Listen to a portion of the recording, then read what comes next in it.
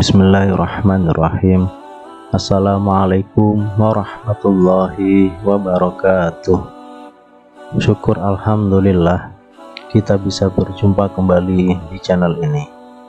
Sholawat dan salam semoga selalu tercurahkan kepada junjungan kita Nabi besar Muhammad Sallallahu Alaihi Wasallam. Allahumma sholli ala Sayyidina Muhammad wa ala ali Sayyidina Muhammad. Harapan dan doa saya untuk saudaraku semua yang sedang menonton video ini, semoga saudaraku semua selalu diberikan kesehatan oleh Allah, dimudahkan segala urusannya, dilapangkan rezekinya, dan diampuni segala dosanya. Amin ya rabbal alamin. Sahabat beriman yang dirahmati Allah, beriman kepada malaikat merupakan salah satu bagian dari rukun iman. Di antara berbagai peran malaikat yang istimewa adalah memberikan syafaat kepada orang-orang yang dicintai Allah Subhanahu wa Ta'ala, dan juga memohonkan ampun bagi orang-orang yang beriman kepadanya. Di dalam Al-Quran surat Al-Anbiya, Allah Subhanahu wa Ta'ala berfirman, sebenarnya malaikat-malaikat itu adalah hamba-hamba yang dimuliakan. Mereka tidak mendahuluinya dengan perkataan, dan mereka mengerjakan perintah-perintahnya. Allah mengetahui segala sesuatu yang di hadapan mereka dan yang di belakang mereka, dan mereka tidak memberikan syafaat melainkan kepada orang-orang yang diridhai Allah, dan mereka selalu berhati-hati karena takut kepadanya. Quran surat Al-Anbiya ayat 26-28. Kemudian dalam surat Al-Ahzab, Allah Subhanahu wa Ta'ala berfirman, Dialah yang memberi rahmat kepadamu dan para malaikatnya memohonkan ampunan untukmu, agar Dia mengeluarkan kamu dari kegelapan kepada cahaya yang terang, dan Dia Maha Penyayang kepada orang-orang yang beriman. Quran surat Al-Ahzab ayat 43. Masya Allah, alangkah bahagianya menjadi orang-orang yang dicintai para malaikat, mendapatkan syafaat, pertolongan, dan doanya. Tentunya hal itu sangatlah kita dambakan. Lalu, bagaimana caranya? Mari kita resapi sunnah Rasulullah Shallallahu Alaihi Wasallam berikut ini, yaitu mengenai 12 golongan yang didoakan oleh malaikat. Siapa sajakah mereka? Yang pertama yaitu orang yang tidur dalam keadaan bersuci. Barang siapa yang tidur dalam keadaan suci, maka malaikat akan bersamanya di dalam pakaiannya. Dia tidak akan bangun hingga malaikat berdoa, Ya Allah, ampunilah hambamu si fulan karena tidur dalam keadaan suci. Hadis riwayat Imam Ibnu Hibban dari Abdullah bin Umar. Kemudian yang kedua yaitu orang yang sedang duduk menunggu waktu sholat. Tidaklah salah seorang di antara kalian yang duduk menunggu sholat selama ia berada dalam keadaan suci, kecuali para malaikat akan mendoakannya, Ya Allah, ampunilah ia, Ya Allah, sayangilah ia. Hadis riwayat Imam Muslim dari Abu Hurairah. Kemudian yang ketiga yaitu orang-orang yang berada di shaf barisan depan di dalam sholat berjamaah. Sesungguhnya Allah dan para malaikatnya bersolawat kepada orang-orang yang berada pada shaf-shaf terdepan. Imam Abu Dawud dan Ibnu Huzaimah dari Bara bin Azib. Kemudian yang keempat yaitu orang yang menyambung shaf sholat berjamaah atau tidak membiarkan kosong di dalam shaf.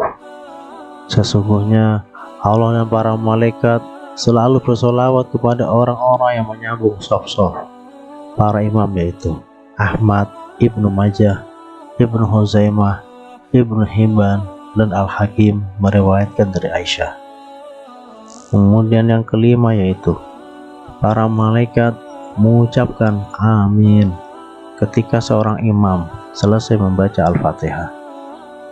Jika seorang imam membaca ghairil maghdubi alaihim waladdallin, maka ucapkanlah oleh kalian amin, karena barang siapa ucapannya itu bertepatan dengan ucapan malaikat, maka ia akan diampuni dosanya yang masa lalu.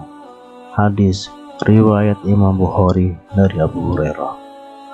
Kemudian yang keenam yaitu orang yang duduk di tempat sholatnya setelah melakukan sholat. Kemudian yang ketujuh yaitu orang-orang yang melakukan sholat subuh dan asyar secara berjamaah. Para malaikat berkumpul pada saat sholat subuh. Lalu para malaikat yang menyertai hamba pada malam hari yang sudah bertugas malam hari hingga subuh naik ke langit, dan malaikat pada siang hari tetap tinggal. Kemudian mereka berkumpul lagi pada waktu sholat asyar, dan malaikat yang ditugaskan pada siang hari hingga sholat asar naik ke langit, sedangkan malaikat yang bertugas pada malam hari tetap tinggal. Lalu Allah bertanya kepada mereka, "Bagaimana kalian meninggalkan hambaku?" Mereka menjawab, "Kami datang sedangkan mereka sedang melakukan sholat, dan kami tinggalkan mereka sedangkan mereka sedang melakukan sholat. Maka ampunilah mereka pada hari kiamat." Hadis riwayat Imam Ahmad dari Abu Hurairah. Kemudian yang kedelapan yaitu orang yang mendoakan saudaranya tanpa sepengetahuan orang yang didoakan. Doa seorang muslim untuk saudaranya yang dilakukan tanpa sepengetahuan orang yang didoakannya adalah doa yang akan dikabulkan. Pada kepalanya ada seorang malaikat yang menjadi wakil baginya. Setiap kali dia berdoa untuk saudaranya dengan sebuah kebaikan, maka malaikat tersebut berkata, "Amin," dan engkau pun mendapatkan apa yang ia dapatkan. Hadis riwayat Imam Muslim dari Ummu Darda. Kemudian yang kesembilan yaitu orang-orang yang berinfak. Tidak satu hari pun di mana pagi harinya seorang hamba ada padanya kecuali dua malaikat turun kepadanya. Salah satu di antara keduanya berkata, "Ya Allah, berikanlah ganti bagi orang yang berinfak."